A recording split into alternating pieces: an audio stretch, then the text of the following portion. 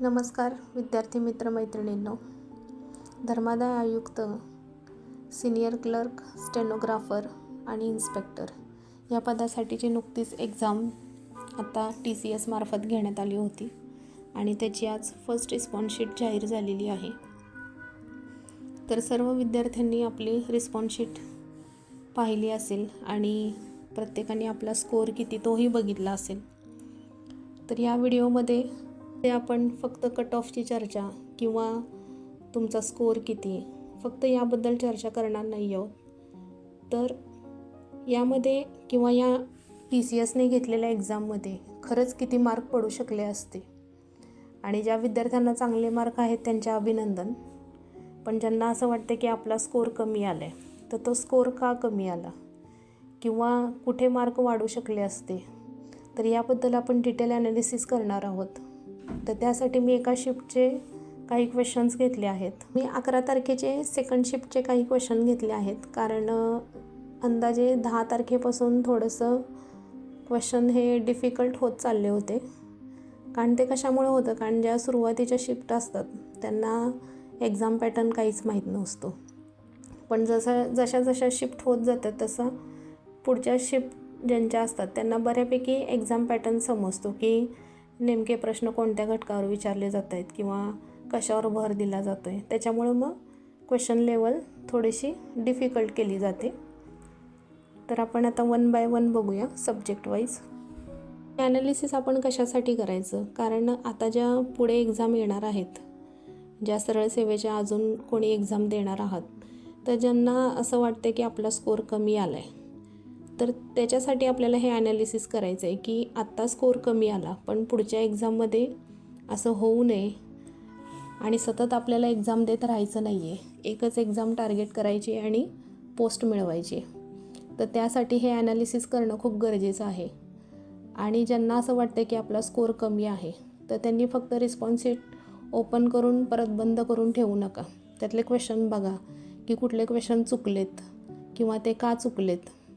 तर याचं सगळं ॲनालिसिस करा आणि ह्या चुका सुधारल्यानंतरच तुमची पुढच्या एक्झाममध्ये चांगली तयारी होणार आहे आणि तुम्ही कट ऑफपेक्षासुद्धा चांगले मार्क घेऊन तुम्ही त्या एक्झाममध्ये पोस्ट मिळवणार आहात. तर त्यासाठी चुका सुधारणे हे अत्यंत गरजेचं आहे. म्हणून हा ॲनालिसिसचा व्हिडिओ मी घेऊन आले आहे.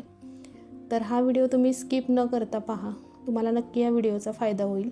TCS एक्झाममध्ये किंवा ज्या सरळ सेवेच्या आत्तापर्यंत ज्या परीक्षा झालेल्या आहेत, ज्या IBPS TCSनी वगैरे घेतलेल्या आहेत, तर त्यामध्ये ह्या 4 विषयांवरच भर दिला जातो: Marathi, English, GK GS, maths आणि रिझनिंग. तर या एक्झामला मॅथ्स नव्हतं, त्यामुळे आपण फक्त रिझनिंगबद्दल चर्चा करणार आहोत. तर पहिला विषय आपण मराठी पाहू. तर मराठीमध्ये पहा, हे 11 तारखेच्या सेकंड शिफ्टचे प्रश्न आहेत. समानार्थी शब्द विचारलेला, चिरायू. त्याच्यानंतर अर्थ सांगा, म्हणजे एक शब्द दिला होता तर त्या शब्दाला अनुसरून 2 अर्थ सांगायचे होते. तर त्यामधले मी काही अर्थ मला मिळाले ते मी घेतले आहेत. कट, शर्त, ओढा आणि पाणी हे आपले सगळे ओळखीचे शब्द आहेत. त्याच्यानंतर उतार्यावर 4 ते 5 प्रश्न होते. स्वामी विवेकानंद यांच्यावर हा उतारा होता आणि हा मराठीचा उतारा म्हणजे अगदी उतारा वाचल्या वाचल्या अगदी सहजपणे तुम्हाला उत्तरे सापडतील असा उतारा होता. त्याच्यामुळे इथे एकही प्रश्न चुकणं अपेक्षित नाही आहे. त्याच्यानंतर 4 म्हणी विचारल्या होत्या. तर त्यातली एक उथळ पाण्याला खळखळाट ही एक म्हण होती. परत सर्वनाम, विशेषण, क्रियापद यावर प्रश्न होते. वाक्य शुद्ध लिहा यावर प्रश्न होता. वाक्य रूपांतर यावर प्रश्न होता आणि विरुद्धार्थी शब्द विचारलेला. तर इथे जर तुम्ही प्रश्न बघितले तर हे अगदी आपण 10वीपर्यंत आपलं सगळं शिकून झालेलं आहे. सर्वनाम, विशेषण, क्रियापद आणि म्हणीसुद्धा बऱ्यापैकी आपल्याला माहिती असतात. तुमचा जर शब्दसंग्रह चांगला असेल तर इथे समानार्थी आणि विरुद्धार्थी हे प्रश्नसुद्धा तुमचे बरोबर येऊ शकतात. तर यामध्ये बघायला गेलं तर अगदी 25 पैकी 25 मार्क्स हे मिळणं अपेक्षित आहे. पण आपल्याला वेळेचं बंधन असतं, कधी सिले मिस्टेक होतात, गडबड होती, तर इथे मी 25 पैकी किमान 24 प्रश्न बरोबर येणे हे अपेक्षित आहे. त्याच्यानंतर पुढचा विषय बघू आपण, इंग्लिश. तर इंग्लिशमध्ये पहा, आता इंग्लिशची लेवल थोडी इझी टू मॉडरेट होती.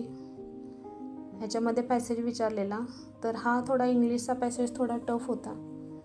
म्हणजे डायरेक्ट तुम्हाला पॅसेजमध्ये उत्तरं सापडत नव्हती, तर तो पॅसेज तुम्हाला रीड करून तो समजून घेऊन मग त्या प्रश्नांची उत्तरं द्यायची होती. त्याच्यामुळं हा थोडासा टफ होता पॅसेज. त्यानंतर सिनोनिम्सवर प्रश्न होते, फिल इन द ब्लँक्स होते, आर्टिकल, प्रोवर्ब. अँटोनॉनिम्सवर प्रश्न होता. त्यानंतर चूज द ऑड सेंटेन्स, म्हणजे तुम्हाला 4 सेंटेन्स दिले होते आणि त्यापैकी कोणतं सेंटेन्स हे वेगळं आहे बाकी 3 पैकी, तर ते सिलेक्ट करायचं होतं. पॅराजंबलवर 2 ते 3 प्रश्न होते आणि एरर डिटेक्शनवर प्रश्न होता. तर इंग्लिशचं जर ॲनालिसिस केलं तर यामध्ये पॅसेज थोडा टफ होता. त्याच्यानंतर सिनोनिम्स, जर तुम्हाला ते शब्द माहिती असतील, त्या शब्दांचे अर्थ माहिती असतील, तर ते प्रश्न तुम्ही बरोबर देऊ शकत होता उत्तरं त्यांची. म्हणून इथे इझी टू मॉडरेट असल्यामुळे 21 ते 22 प्रश्न बरोबर येणं अपेक्षित आहे. 3 प्रश्न आपण इथे चुकीचे का येऊ शकतात, तर याच्यामुळं की काही शब्द तुमच्या ओळखीचे नसतात, त्याचा अर्थ माहिती नसतो, त्यामुळे इथे 2 ते 3 प्रश्न चुकू शकतात. त्यामुळे इथे 25 पैकी 21 ते 22 प्रश्न बरोबर येणं अपेक्षित होतं. त्यानंतर नेक्स्ट बघू आपण रिझनिंग. तर रिझनिंग बऱ्यापैकी सोपं होतं. म्हणजे याच्यामध्ये पझल विचारलेले ते पण अतिशय सोपे होते. नातेसंबंधावर प्रश्न होते, अल्फान्यूमरिक सिरीज होते. त्याच्यानंतर फिगर, सिटिंग अरेंजमेंट जर तुम्ही प्रॉपर केली तर ते अगदी सहज प्रश्न सुटत होते. नंबर सिरीज, आता ह्याच्यामध्ये फक्त जर तुमचं इथे नंबर सिरीजमध्ये लॉजिक म्हणजे लागलं तर लगेच लागतं, नाही तर वेळ लागतो त्याच्यासाठी, आणि आपल्याला 30 मिनिटांमध्ये 25 प्रश्न सोडवायचे होते. तर इथं एखादा प्रश्न चुकू शकतो, पण बाकीचे जर प्रश्न पाहिले तर अगदी वेळेत व्यवस्थित तुम्ही सोडवू शकता असे प्रश्न होते. त्यामुळे इथे 25 पैकी 23 ते 24 मार्क येणं अपेक्षित होतं. त्यानंतर सर्वांना अवघड वाटणारा विषय म्हणजे GS-GK. तर याच्यामध्ये पण जे विद्यार्थी स्पर्धा परीक्षा देतात, म्हणजे MPSC, combined B, group C, group B याच्या जे एक्झाम देतात, तर हे सगळा सिलेबस हा त्यातूनच कवर होतो, त्या सिलेबसमधूनच. त्याच्यामुळं हे जे GSचे प्रश्न आहेत ते अगदी बेसिक विचारले होते. तर हे प्रश्न चुकायलाच नाही पाहिजेत. म्हणजे प्रथिनांचा मेन सोर्स, अल्गीबद्दल प्रश्न होता. जसं की तुम्हाला MPSCला सुद्धा अल्गी, प्लांट ह्याच्यावर कंपल्सरी एक प्रश्न असतो, आणि या एक्झाममध्ये अगदी बेसिक प्रश्न विचारले होते. त्यानंतर 1857चा उठाव, नागरिकत्व कलम, भारत बांगलादेश घटनादुरुस्ती, पंचायत घटनादुरुस्ती, मूलभूत हक्क, 100वी घटनादुरुस्ती. म्हणजे हे प्रश्न असे आहेत की जी मुलं स्पर्धा परीक्षा देतात त्यांना अगदी सहजपणे हे प्रश्न सुटतील असे प्रश्न होते. त्यामुळे हे इथं जे 10 प्रश्न दिसतात हे चुकायलाच नाही पाहिजे. इथे 10 पैकी 10 मार्क पडणं अपेक्षित होतं. हिचे बघा काय प्रश्न विचारलेले. कृष्णा नदी कोणत्या राज्यातून जाते? अगदी सोपा प्रश्न आहे. महाराष्ट्रातील मृदेचे प्रकार कोणते? आणि मॅग्नेटिक फील्ड ऑफ अर्थ. तर या टॉपिकवर प्रश्न विचारण्यात आले होते. तर हे पण बघायला गेलं तर सोप्या कॅटेगरीतले प्रश्न आहेत. म्हणजे हे सुद्धा अगदी इझिली तुम्हाला उत्तरं देता येतील असे प्रश्न. नेक्स्ट बघू आपण इतिहास. तर इतिहासमध्ये असहकार चळवळ त्याच्यावर प्रश्न होता. भारत छोडो कधी झालं त्याबद्दल प्रश्न होता. स्त्री पुरुष तुलना त्याच्याबद्दल प्रश्न होता. त्यानंतर समाजसुधारकांवर 2 ते 3 प्रश्न होते. तर हे प्रश्नसुद्धा अगदी सोपे, म्हणजे अगदी सोप्या कॅटेगरीमधले होते की जे स्पर्धा परीक्षा करतात त्यांच्या नेहमीच्या वाचनातले हे प्रश्न आहेत. त्यामुळे हे प्रश्न चुकणंसुद्धा अपेक्षित नाही आहे. आणि आता राहिला प्रश्न तो करंट अफेअर्सचा. तर करंट अफेअर्सवर एकूण 5 प्रश्न विचारले होते. त्यातला पहिला होता, we will win women's world cup song released in which city. तर हा प्रश्न चुकला तर एवढी चूक तुमच्यासाठी माफ आहे, कारण हे जनरली एवढ्या डीपमध्ये जाऊन कोणी वाचत नाही. हळदीचा जिल्हा कोणता? याचं उत्तर तुम्हाला माहिती हवं आहे, तुम्ही करंट अफेअर्सचा अभ्यास करता तर. NA39 पासेस थ्रू हा प्रश्नसुद्धा तुमचा भूगोल या विषयातून कवर होतो. म्हणजे भूगोल या विषयाशी तो चालू घडामोडीतला प्रश्न आहे. समृद्धी महामार्ग शेवटचे ठिकाण. तर समृद्धी महामार्गावर सुद्धा खूप जास्त प्रश्न विचारून झालेले आहेत. अगदी MPSCमध्ये सुद्धा ह्याच्यावरती प्रश्न येऊन गेलेले आहेत. त्यानंतर मुंबई फिनटेक समिट, त्याची थीम काय होती असं विचारलं होतं. तर हा एक प्रश्न आपण येणार नाही असं समजू. तर GK GSमध्ये बघाल तर 20 ते 21 प्रश्न तुमचे बरोबर यायला पाहिजेत. तर ओव्हरऑल परीक्षेचं जर ॲनालिसिस केलं तर मराठीमध्ये 24 मार्क, इंग्लिशमध्ये 22 ते 23 आणि रिझनिंगमध्ये 24 आणि GS GKमध्ये 20 किंवा 21. तर एवढा स्कोर येणं म्हणजे एकूण तुमचे 91 to 92 क्वेश्चन्स करेक्ट येणं अपेक्षित होतं. तर तुम्ही कुठेतरी त्या स्पर्धेचा भाग, कारण तुम्ही आता पाहत असाल की स्पर्धा किती वाढली आहे. कारण तुम्ही ज्यावेळेला पेपर द्यायला गेला होता त्यावेळेला एका शिफ्टला तिथे तुमच्यासोबत किती विद्यार्थी होते पेपर देण्यासाठी. त्यामुळे आपल्याला म्हणजे 180च्या खाली स्कोर तर अपेक्षितच नाही आहे. तुम्ही जर 180च्या वरती तुमचा जर स्कोर येत असेल आत्ता फर्स्ट रिस्पॉन्स शीटनं, तर तुम्ही कुठेतरी पोस्ट मिळवण्याच्या जवळ आहात असं समजू शकता. तर आता राहिला प्रश्न कट ऑफचा.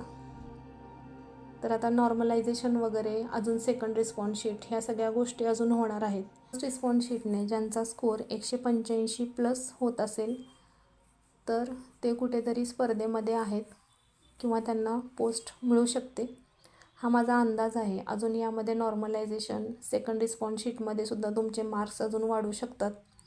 तर या सगळ्या गोष्टी होतील. तर यातून एकच सांगायचं आहे की ज्यांचा स्कोर कमी आहे तर त्यांनी नाराज होऊ नका. तर त्यांनी आपलं कुठं चुकलं किंवा हे जे अगदी बेसिक प्रश्न होते मराठी, इंग्लिश आणि GK GSचे जर तुम्ही आत्तापर्यंत TCSने ज्या काही एक्झाम घेतल्या त्याचे जर PYQ बघितले असते तर बरेचसे प्रश्न रिपीट आहेत किंवा जे आधी टॉपिक विचारले गेलेले आहेत त्याच्याशी संबंधितच प्रश्न आहेत. तर आता तलाठी भरती येणार आहे किंवा अजून बऱ्याचशा अशा सरळ सेवेच्या एक्झाम येणार आहेत. तर त्या एक्झामसाठी तुम्ही आत्तापासूनच तयारी करा आणि ह्या रिस्पॉन्स शीटवरून तुम्ही स्वतःचं ॲनालिसिस करा की आपल्या कुठल्या विषयात किती प्रश्न चुकत आहेत, का चुकत आहेत, कुठला टॉपिक आपल्याला अवघड जातो आहे, त्याची आत्तापासून तयारी करा. PYQ जास्तीत जास्त सॉल्व करा. फक्त जाहिरात आली चला हा फॉर्म भरा, ही एक्झाम द्या, ती एक्झाम द्या असं करू नका. एकच एक्झाम पूर्ण फोकसपणे पूर्ण अभ्यास करून टार्गेट करा आणि त्याच एक्झाममधून लवकरात लवकर पोस्ट मिळवा. तर हा व्हिडिओ तुम्ही पूर्णपणे बघितला त्याबद्दल धन्यवाद. तुम्हाला हा व्हिडिओ आवडला असेल तर नक्की लाईक आणि शेअर करा आणि असेच स्पर्धा परीक्षांबद्दल महत्त्वपूर्ण गोष्टी मी या माझ्या चॅनलवर शेअर करत असते. तर तुम्हाला अशीच माहिती हवी असेल तर माझ्या चॅनलला सबस्क्राईब करा. धन्यवाद.